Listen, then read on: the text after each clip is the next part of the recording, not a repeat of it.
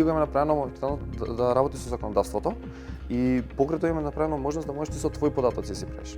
Така ствари почна. Првата можност беше ствари со твои податоци. И интересното е што можеш ти да ги комбинираш. Замисли да го имаш законодавството и плюс ги имаш твоите податоци. И можеш ти све заедно да ги ставиш и да искомуницираш со нив. Он ќе ги повлече сите потребни места да ти изработи нешто.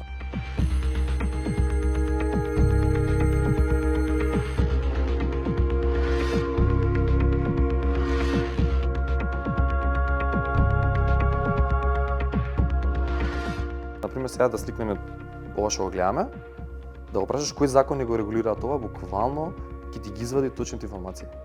Интересно е дека веќе сваќам дека ова е револуција, ова е нешто ново што го немаме видено ни во странство. Можеш ти да комуницираш со него мултимодално, значи можеш да си опишеш ситуацијата, си ги ставиш податоците што ти требаат и да се комуницираш со текст и слики.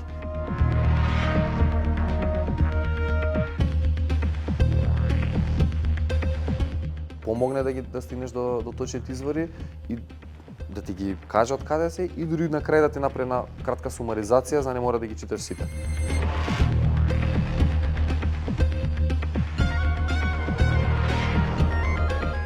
Фактот е за некој што го користи многу често. Намената повеќе за луѓе што стварно го користат правото да ги бустне, стварно многу да им зголеми продуктивност. За секојдневни луѓе да може, али пак не препорачуваме ова да е завиколување на адвокат. Не може, пошто и доле дисклеймер имаме дека не смеш да го земеш здраво за готово. И затоа оставаме на адвокати на професионалците кои што си го знаат материјалот, да оценат што е добро, што е лошо.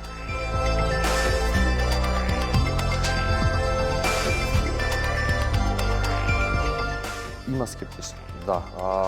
И не е само во оваа област, во сите области има многу скептични луѓе околу вештачката интелигенција.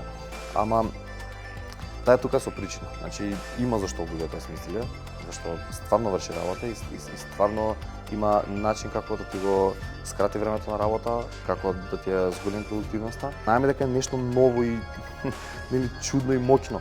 И многу се плачеме од тоа, го разбирам тоа, ама треба да идеме со новата технологија. И мислам дека не е таа вештачка интелигенција дека ќе ги замени луѓето. Луѓето што користат вештачка интелигенција ќе ги заменат тие што не користат.